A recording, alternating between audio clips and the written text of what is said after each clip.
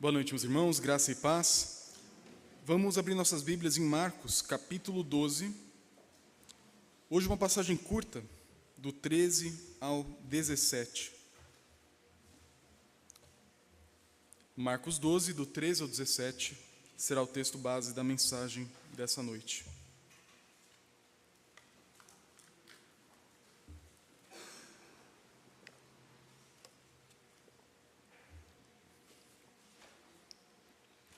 Assim nos diz a palavra do nosso Deus. E enviaram a Jesus alguns dos fariseus e dos herodianos, para que o apanhassem alguma palavra. Chegando, disseram-lhe: Mestre, sabemos que o Senhor é verdadeiro e não se importa com a opinião dos outros, porque não olha a aparência das pessoas, mas, segundo a verdade, ensina o caminho de Deus. É lícito pagar imposto a César ou não?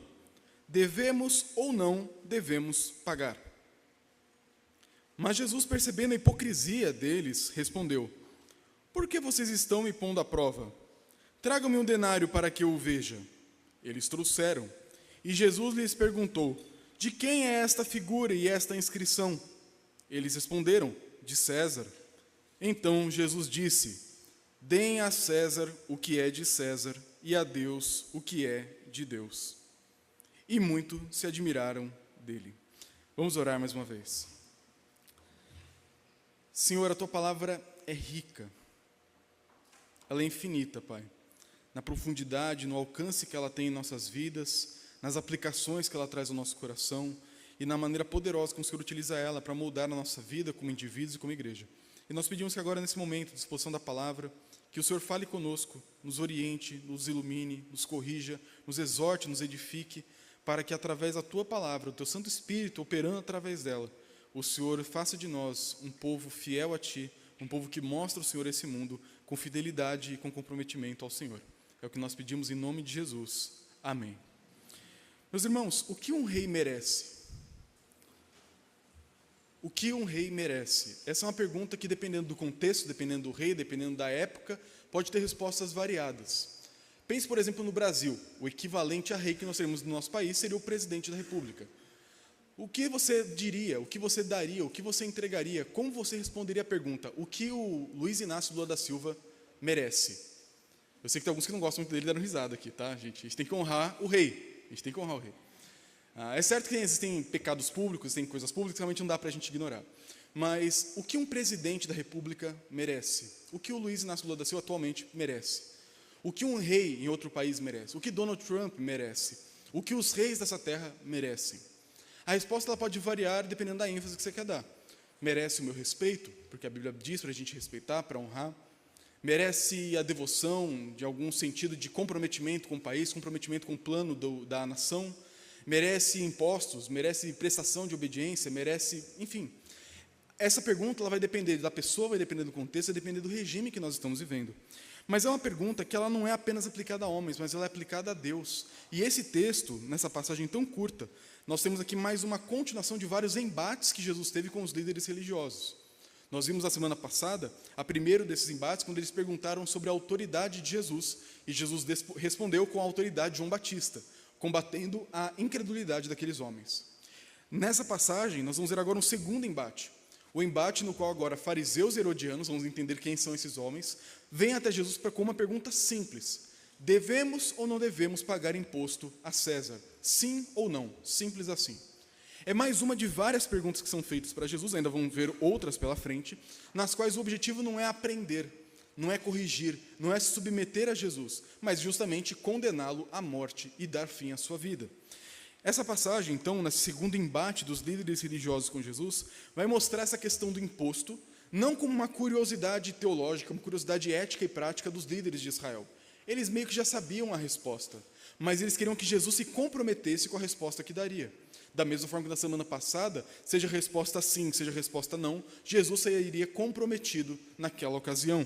Mas Jesus é o Deus sábio, aquele que tem toda a sabedoria dada pelo Espírito Santo, por isso ele consegue esquivar das armadilhas dos homens e mostrar a sua sabedoria e a sua verdade. Então o texto nosso começa montando o cenário onde esse embate em torno do imposto vai aparecer. E nessa noite eu quero mostrar para os irmãos dois ensinos principais dessa passagem. O que é dar a César o que é de César e o que é dar a Deus o que é de Deus. Então o versículo 12 começa dizendo: e enviaram a Jesus alguns dos fariseus e dos herodianos. Talvez você que não compreende bem quem são esses personagens, pode parecer apenas informação contextual. Vamos seguir em frente, o que eles querem. Mas é importante perceber uns detalhes aqui no texto. O primeiro deles, e enviaram.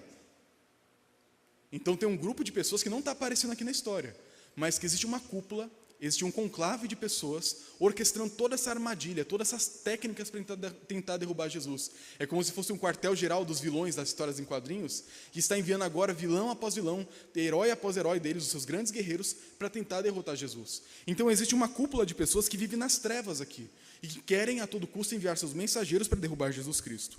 E nessa ocasião enviam dois grupos, fariseus e herodianos.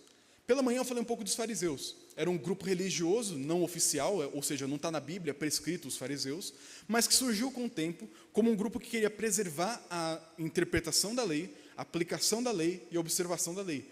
Eram pessoas zelosas pela palavra de Deus. Eu disse pela manhã, nós seríamos amigos dos fariseus em sua grande parte, porque os fariseus não eram de todo ruim. Eles tinham seus exageros, tinham seus excessos que Jesus condena, porém muitos fariseus eram homens e mulheres piedosos que buscavam seguir a vontade de Deus. Então, nessa ocasião aqui específica, nós temos um grupo de líderes fariseus. Esses sim são alvo de muitas críticas da parte de Jesus. Homens e mulheres também que faziam parte do grupo, que queriam fazer a lei ser cumprida nos mínimos detalhes. E para que isso acontecesse, eles criavam leis e mais leis para tentar proteger e cercar e ensinar minúcias como praticar a palavra de Deus. Era um grupo de judeus que olhava para o Estado da época, para o mundo da época, olhava para César, olhava para Herodes, olhava para outros líderes dessa terra e viam eles como adversários. Homens que criam empecilhos para o povo da aliança, o povo de Deus, em cumprir a vontade de Deus. Eles seriam os religiosos pé no chão, que a gente conhece hoje. Pessoas que olham para os empecilhos do governo e falam, nós queremos liberdade religiosa. Que olham para os abusos de autoridade e dizem, nós queremos líderes justos, homens que respeitam a nossa fé e que vivem de acordo com a nossa fé. Algo que todos nós, em alguma medida, concordaríamos. Mas o curioso nessa passagem é que tem um outro grupo que se junta a eles.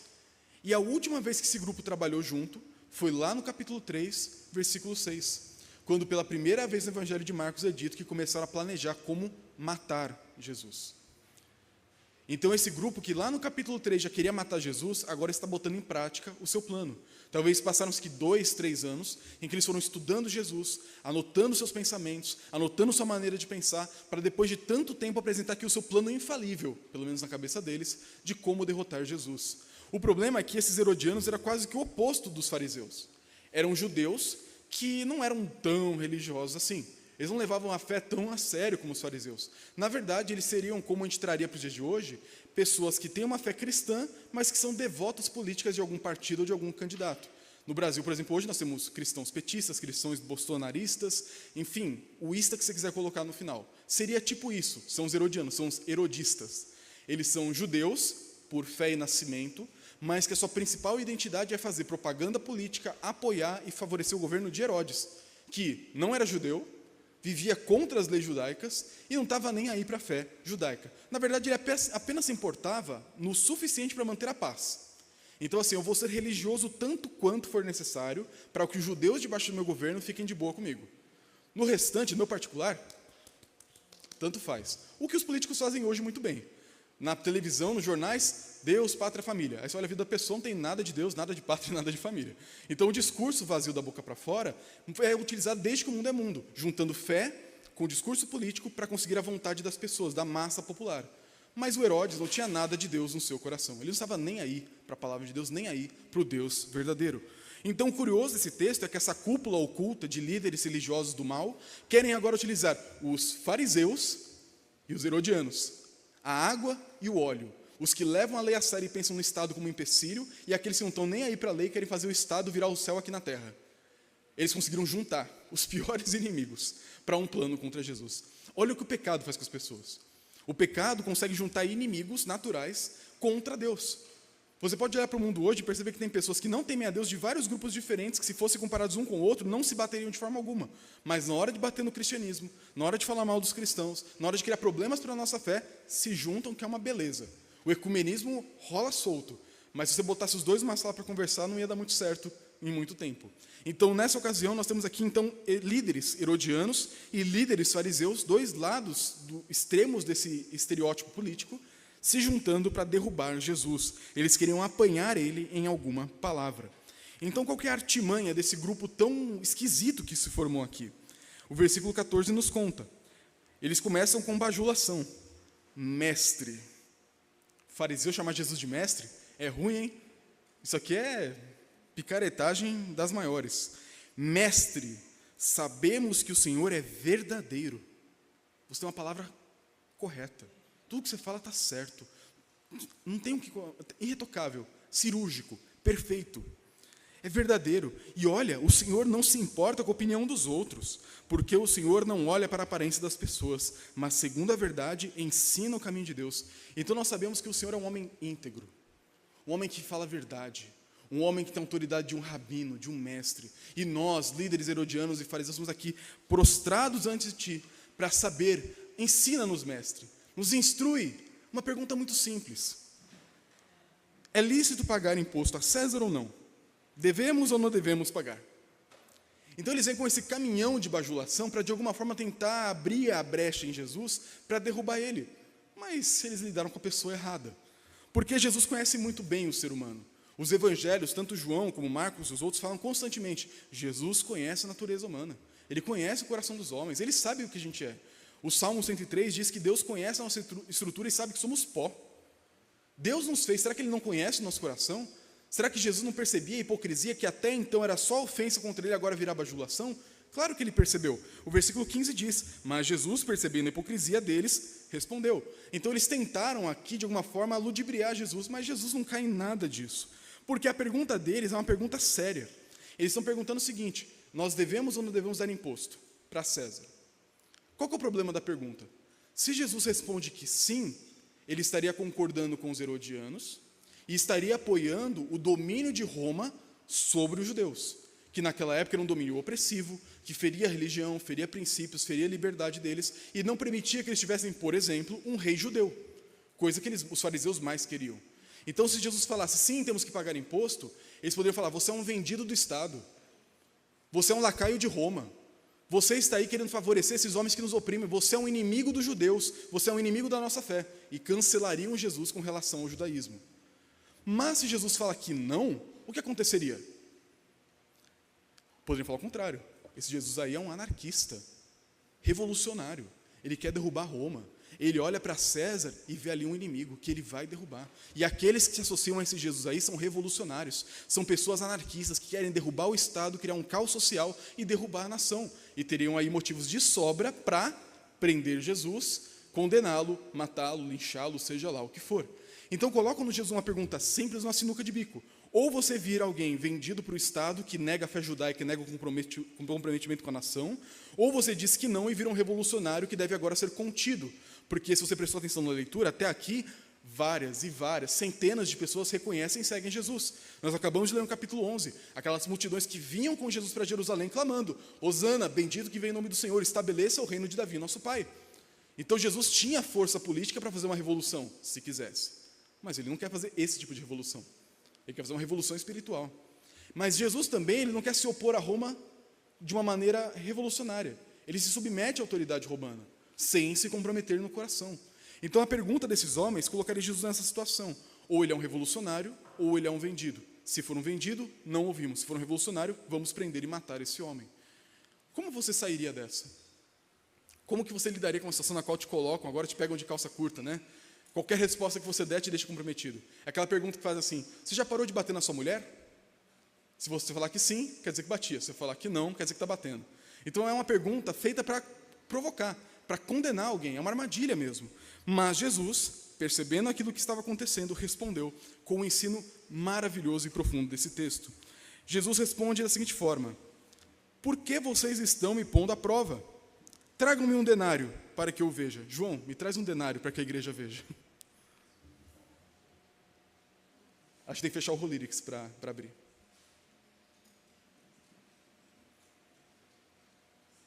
A gente vai conseguir um dia, irmãos.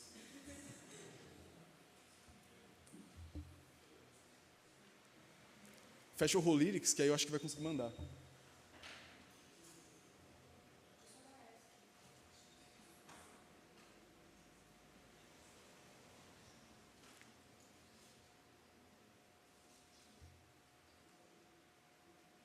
Problemas técnicos. Pronto, temos um denário. Esse aqui é muito provavelmente o denário que Jesus segurou em suas mãos. Não daria para trazer aqui, né? Uma moeda pequenininha, um pouco cara de conseguir, né? Que é uma moeda de Tibério César, o César da época de Jesus. Então, nós encontramos em cada lado dessa moeda, que é o frente e o verso, né? A cara e a coroa, se a gente pudesse falar assim. Sumiu, voltou. A gente tem aqui o rosto do César, e do lado de trás tem ele sentado num trono.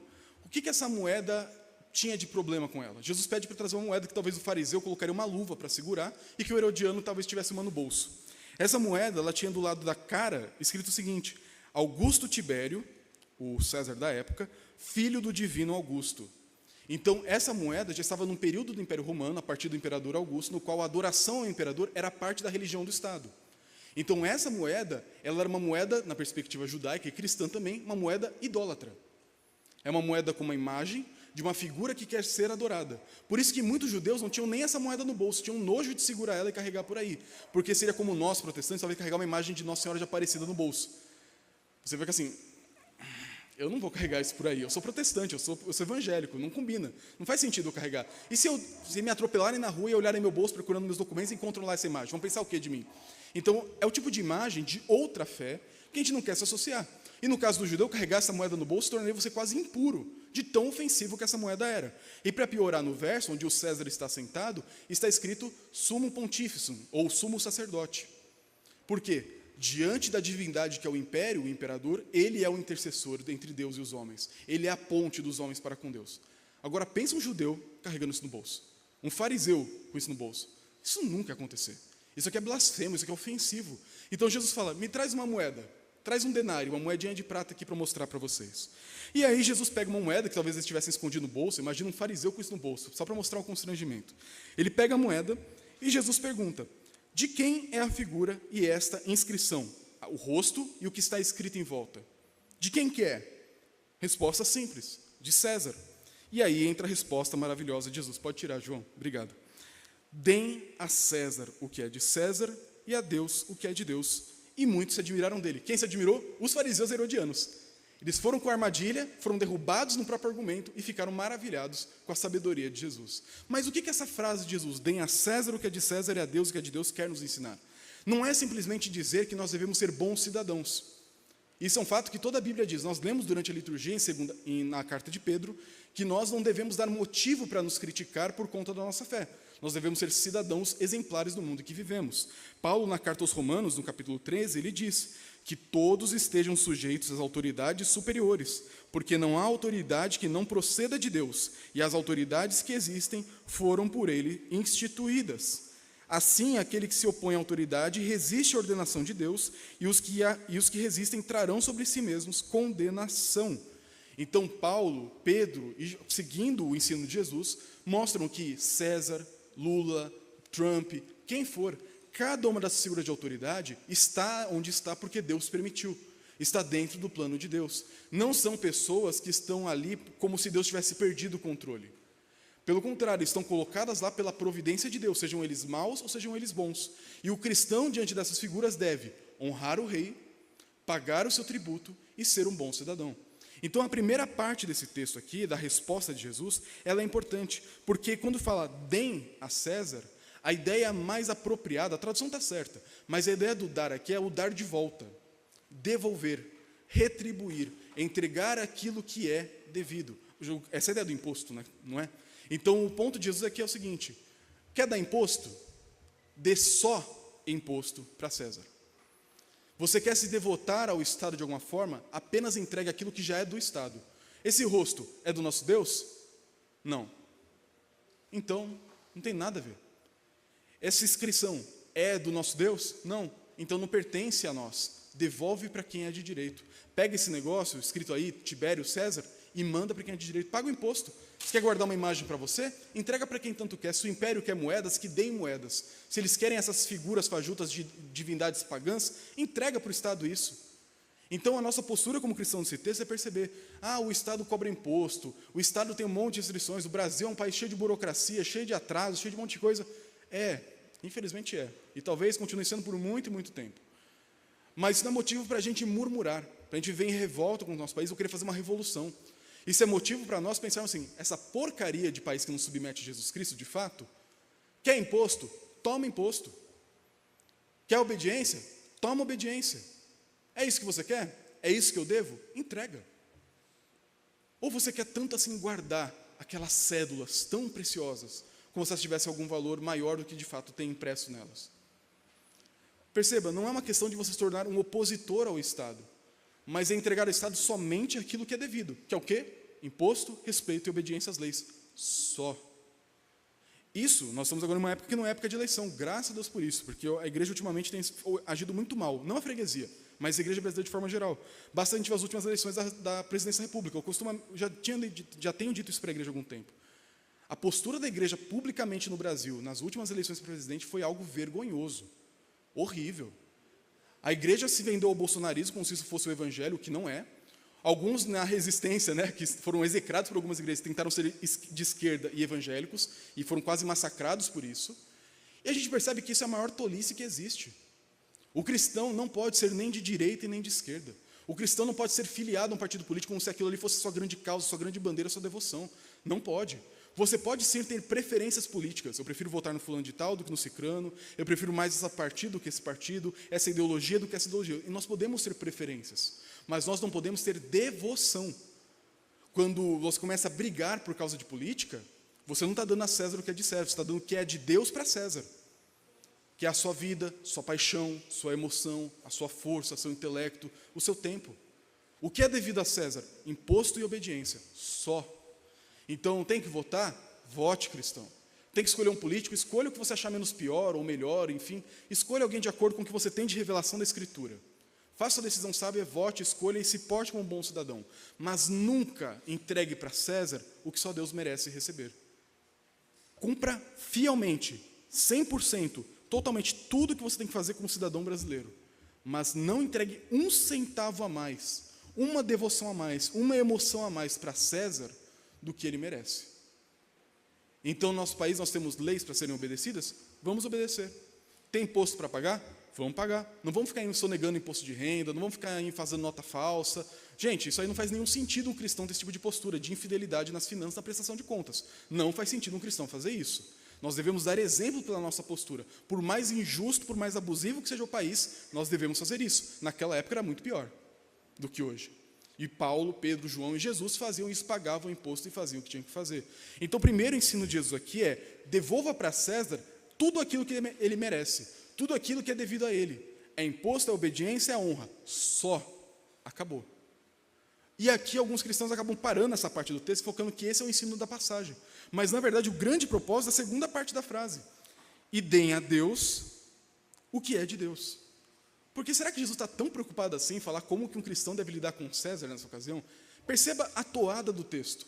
Jesus entra em Jerusalém, ele condena o templo por não estar cumprindo seu propósito religioso, depois ele condena os líderes religiosos por não ouvirem a voz profética de Deus nos profetas e agora no Filho, e agora ele vai começar a fazer um parênteses do nada para falar de política. Ele fala disso, mas esse não é o propósito final do texto. O propósito final do texto é a gente entender a segunda parte. Devolvam a Deus o que é de Deus. E essa resposta maravilhosa de Jesus satisfaz tanto o herodiano como o fariseu. O herodiano ouve: deem a César o que é de César. É isso aí. E o fariseu ouve: dê a Deus o que é de Deus. É isso aí. Então Jesus escapou dos dois, deixou eles maravilhados e ainda ensinou a gente um princípio maravilhoso, que é justamente a ideia de dar a Deus o que é de Deus. E o que é de Deus? Tudo. Pensa na moeda. Ali tem uma imagem, uma escultura. Qual é a imagem e escultura de Deus? Gênesis 1, 26 a 28. Nós. Deus fez o homem para ser a sua imagem e escultura. Deus fez nós para sermos representantes dele, identificarmos com ele. Nós somos a moeda do império do céu. Nós somos a moeda escrito: Jesus Cristo, Rei dos Reis, Senhor dos Senhores. E do outro lado, nosso grande sumo sacerdote se assentou à destra da majestade. Nós somos essa moeda. Nós deveríamos nos entregar totalmente para Deus. O ponto de Jesus aqui não é você se devotar ao império, é dar apenas aquilo que é devido. Devoção de ser, de essência de quem você é para Deus. E esse é o grande ponto da adoração. É isso que é adoração, isso que é louvar a Deus. É entregar para Ele tudo aquilo que lhe é devido. E isso aqui é uma coisa tão simples, a gente esquece tão facilmente. Por exemplo, vamos pensar uma coisa muito prática. nós somos uma igreja litúrgica, nós temos costumes litúrgicos. Por exemplo, na igreja de freguesia, temos momento de adoração, momento de confissão, momento de intercessão, petição e o momento de edificação dos sacramentos da palavra no final. É sempre assim todo domingo. Pode fazer diferente? Pode, não está na Bíblia, é só um costume nosso. É um costume que nós seguimos com princípios bíblicos por detrás. Na nossa postura presbiteriana aqui na Freguesia do Ó, nós temos 3 momentos de louvor e um depois da mensagem, 4 no total, em que nós cantamos. Você sabe o quão é importante cantar para Deus? É muito importante. Deus te fez com voz para cantar, seja ela boa, ruim, afinada ou não afinada. Toda a voz foi feita por Deus para adorar esse Deus. Tudo que nós somos e temos deve ser entregue de volta para Ele. Por quê? Nós somos imagem e escultura. Nós somos aquilo que foi feito para Deus. E tudo aquilo que nós botamos a mão e temos domínio, deve ser entregue juntamente a isso, a Deus. Porque toda a nossa vida, todo o nosso ser, tudo aquilo que temos deve ser devolvido para Ele em adoração. Por isso que, por exemplo, na hora de cantar, é importante que você cante. Por mais óbvio isso possa parecer, cantar é algo importante, é um dever. E é um ato profundo de adoração. Para Deus a sua voz importa. Você não precisa se esgoelar. Você não tem que gritar. Mas você tem que cantar e cantar com vontade. Deus quer ouvir a sua voz. Os anjos que estão aqui nesse lugar, Paulo fala em 1 Coríntios que os anjos assistem na congregação dos santos. Tem anjos aqui. Eu não vi ainda, né? Não vai que um dia a gente vê, né? Mas tem anjos aqui, que a gente não vê, que estão aqui cuidando da gente, observando, se alegrando com o que o povo de Deus faz. Os anjos querem ouvir a nossa voz. Deus quer ouvir a sua voz. E todos nós devemos cantar com aquilo que nós temos no nosso pulmão e entregar para Deus. Seja rouco, fino, curto, quase sem voz, ou com toda a voz que você tem, como um belo tenor, um barítono, seja lá qual seja a sua voz. Nós devemos entregar toda a nossa adoração nesse sentido para Deus. Nós também devemos entregar tudo aquilo que nós temos. A ideia de dízimos e ofertas não é uma coisa por acaso, não é invenção burocrática da igreja presbiteriana para então agora saquear os bens dos fiéis. Não. Quando nós entregamos dízimos e ofertas, fazemos isso no culto, nós estamos fazendo aquilo um ato de adoração. É por isso que a gente não tem vergonha de falar de dinheiro no culto. A gente não fala sempre, a gente fala muito pouco, na verdade, né? Mas todo domingo a gente fala. Durante o cântico dessa música, nós vamos aqui ter um momento de dízimos e ofertas. Pastor, não era melhor colocar só um QR Code ali no fundo? Ó, faz um pix, é um pouco mais discreto. Vai que associam a gente com aquelas igrejas que estão pedindo dinheiro dos fiéis.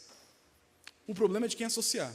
Porque entregar os nossos bens para Deus, hoje numa cultura que é baseada no dinheiro, não em animais e posses de fato, entregar o dinheiro para Deus é um ato de adoração. Paulo fala na carta aos Filipenses que quando a igreja de Filipos entregou ofertas para ele, aquilo foi diante de Deus como uma oferta de adoração. O dinheiro diante de Deus na oferta é adoração, não é apenas cédula, não é apenas uma questão monetária, é uma questão de coração. Quando nós entregamos o nosso tempo para Deus no domingo, o dia do Senhor, quando separamos um dia em 7 para entregá-lo integralmente, dentro do possível para Deus, nós estamos entregando para Ele aquilo que lhe é devido. Deem a Deus o que é de Deus. O que é de Deus? O dia do Senhor. O domingo significa literalmente isso, dia do Senhor. Então o domingo tem que ser um dia dedicado para Deus. Os dízimos têm que ser entregues para Deus. As ofertas têm que ser entregues para Deus. A adoração tem que ser entregue para Deus. A oração tem que ser entregue para Deus. Tudo que fazemos tem que ser entregue para Deus. A vida do cristão é uma vida de entrega. E quando a gente não faz isso, a gente é uma vida que retém. E quando você retém, pode ter certeza, você não guarda para você. Você vai entregar para algum outro ídolo. Seja César, seja Mamon, seja você mesmo. Aquilo que não é entregue para Deus e que é devido a Ele, vai virar idolatria. Se você não entrega para Deus o que é de Deus, você vai entregar para qualquer outra pessoa e isso vai ser idolatria, porque você está dando a outro o que é de Deus. É roubo, é injustiça e é idolatria. Por isso que a vida do cristão tem que ser uma vida de entrega e devoção. Devolver sempre, devolver com abundância, devolver com alegria, devolver com coração tudo que somos, tudo que temos, tudo que podemos fazer, tudo que está ao nosso alcance para aquilo que é de direito. Por isso que, irmãos, para a gente caminhar para o final dessa mensagem, perceba o ponto de Jesus. Ele rebateu a sagacidade daqueles homens, que era muito pouca. Mas no processo, ao invés de apenas esquivar do problema, ele nos ensina. Jesus é tão sábio que ele consegue esquivar do problema e nos ensinar ao mesmo tempo. E ele nos ensina aqui que nós devemos ser pessoas totalmente comprometidas em cumprir nossos deveres estatais. Nós não devemos dar motivo para os ímpios falarem alguma coisa da gente nesse sentido. Mas também, talvez até mesmo mais importante, nós devemos ser um povo marcado com uma vida de entrega, devolução para Deus. Por isso eu gostaria de levá-los a algumas aplicações nesse momento. Primeira delas, pensando sobre a questão do César. Você tem sido um bom cidadão? Será que você não tem se perdido em discussões intermináveis no Instagram, no Facebook de política? porque o fulaninho de tal mitou, porque o outro lá arrebentou, porque o outro lá lacrou, porque o outro lá deu na cara do petista, deu na cara do Bolsonaro. Será que a gente não está perdendo um pouco o foco? Quando foi a última vez que a gente gastou tanto tempo que a gente gasta com essas porcarias, aprendendo da palavra de Deus, servindo ao nosso irmão, cuidando de quem precisa? Quando você gasta tempo injusto com César, você deixa de gastar tempo com Deus, e entregar para Deus o que você deveria. Tem jovens hoje que ficam engajados politicamente, doidos para mudar o Brasil. Não é de todo errado querer ser parte de algum movimento, querer trabalhar para um país melhor. Não é de todo errado. O problema é quando você está mais empolgado com isso do que com a UMP da sua igreja, por exemplo. Quando você está mais preocupado em se engajar com pautas políticas, dar a resposta certa e arrebentar, do que você saber da razão da sua fé. Como Pedro ensina a gente a ter a razão da nossa fé na ponta da língua. Será que você sabe defender a sua fé tão bem quanto você defende seu político de estimação? Se sim, graças a Deus por isso. Se não, estamos dando a César aquilo que é de Deus. Por isso nós temos sido bons cidadãos. Você tem cumprido seus deveres, tem dado o exemplo para a sua família, para a sua igreja, para aqueles ao seu redor, de qual que é o verdadeiro comprometimento fiel do cristão para com o Estado? Se não, é dia de arrependimento. É dia de tirar aquilo que é de Deus da mão de César e devolver para Deus. É um dia de arrependimento nesse sentido. Mas, em segundo lugar, será que nesse processo a gente também não tem deixado de dar para Deus aquilo que é devido a Ele? Será que tem alguma área da minha vida que eu tenho deixado de dar para Deus pela razão que eu queira inventar no meu coração, mas que não se sustenta diante da palavra de Deus? Dízimos. Será que eu tenho sido dizimista? Eu não digo isso porque o pastor quer, não, é questão de fidelidade. A gente teve uma aula sobre isso no passado. Se eu sou membro de uma igreja, membro professo na igreja presbiteriana, eu devo ser dizimista. Não ser dizimista é estar em pecado, quebrando o juramento e indo contra a palavra de Deus. Um princípio claro da palavra de Deus, que é a ideia da retribuição por meio de dízimos e ofertas. Então, quando eu não faço isso, eu estou em desobediência e eu preciso me arrepender e dar a Deus o que é de Deus, e não para Mamon aquilo que é de Deus. Na questão do dia do Senhor, será que eu tenho permitido empecilhos demais para estar na casa do Senhor no domingo? O dia é do Senhor. Será que eu tenho permitido surgir compromissos com muita facilidade no domingo? Ou quando que eu passo a casa? Vem domingo. Ah, mas você tem compromisso? Não, não tenho não. Não? Será que não tem? Será que você esqueceu? Claro que não. Mas nós começamos a relativizar. O dia do Senhor é do Senhor. Do amanhecer ao pôr do sol é um dia que nós gastamos para Deus, adorando a Deus, descansando em Deus, adorando a Ele com todo o nosso ser. Por isso o domingo não pode ser um dia como qualquer outro para o cristão. É certo, todos os dias são de Deus, mas o domingo, explicitamente nessa palavra, é o dia do Senhor. João fala assim no Apocalipse: eu me encontrei em espírito na ilha de Patmos no dia do Senhor. Não é invenção da igreja presbiteriana isso não. Os cristãos primitivos enxergavam esse dia dessa forma. Então nós estamos dando para Deus o dia que é devido a Ele, a adoração que é devida a Ele nesse dia. E pensando de maneira geral na nossa vida de adorador, eu tenho me gastado na adoração? Eu tenho me entregado em adoração a Deus? Ou tem sido uma tarefa que entrego apenas as migalhas para Deus? Hoje eu li uma resposta de uma caixinha no Instagram de um pastor que eu sigo, que eu fiquei pensando seriamente. Perguntaram para ele assim: pastor, qual que é o significado de levantar as mãos na adoração? Aí ele fala: meus irmãos, vocês estão complicando demais as coisas. Quando você vai num show, você não levanta a mão e pula e grita? Quando você vai assistir o Mengão jogar, o Timão jogar, você não vibra, você não grita, você não se empolga, não expressa com o seu corpo a adoração? Por que na igreja é diferente? Não estou falando para você gritar, não estou falando para você pular, não estou falando para você fazer olê, olê, olá na igreja, tá? Nada disso. Mas é correspondente ao ato, é correspondente ao momento. Estamos cantando uma música de entrega. Por que você não pode entregar? Se você quiser, não obrigado. Se eu estou falando uma música de contrição, por que eu não posso talvez fechar os olhos e confessar? Nós viramos gnósticos. Nós separamos o espírito do corpo. Nós pensamos que a adoração é apenas racional e mental. Não é.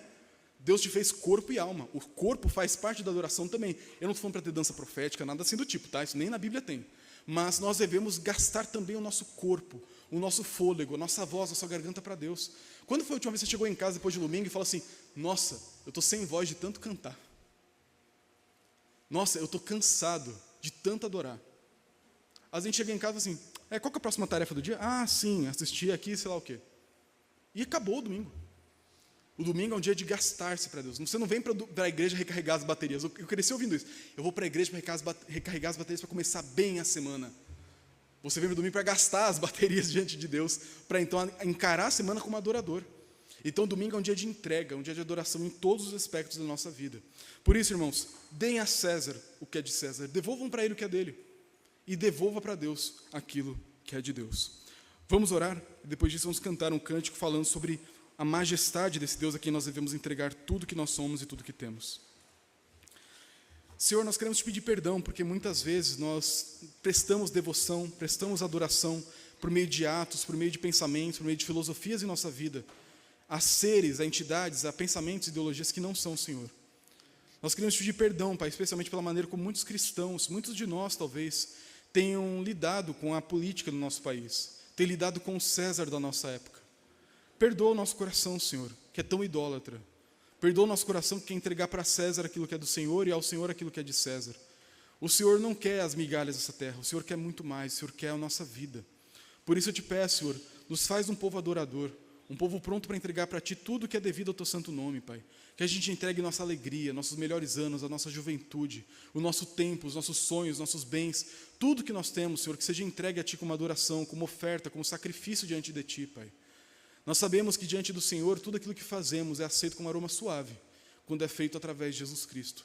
Por isso pedimos, Senhor, nos cobre com Jesus, nos molda por Jesus, nos faz ficar fascinados por Ele de tal forma que a nossa vida seja reflexo dessa verdade, que nós possamos adorar a Deus não apenas como uma obrigação, mas como um estilo de vida, que nós possamos ser adoradores a cada momento, entregadores a Ti de tudo aquilo que o Senhor merece, de segunda a domingo, de manhã até a noite, que a nossa vida seja uma vida de entrega ao Senhor, que nesse ano de 2025 nós possamos ser diferentes do passado, que nós possamos ser um povo mais entregue a Ti.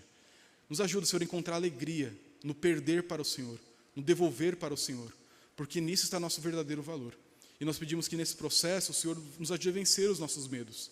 Os medos de talvez nós não queremos dar a Ti o que é do Senhor, por medo de talvez faltar em nossa casa, o medo de talvez não dar para Ti aquilo que é devido, porque nós temos medo do que vão pensar de nós. Nos ajuda a nos importar unicamente com a Tua opinião. Assim como os fariseus falaram de Jesus, que nós nos importemos apenas com a Tua opinião, Pai. E que a nossa vida seja uma vida de adoração, uma vida de confiança, onde a entrega a Ti seja a grande marca da nossa vida. É o que nós pedimos em nome de Jesus. Amém.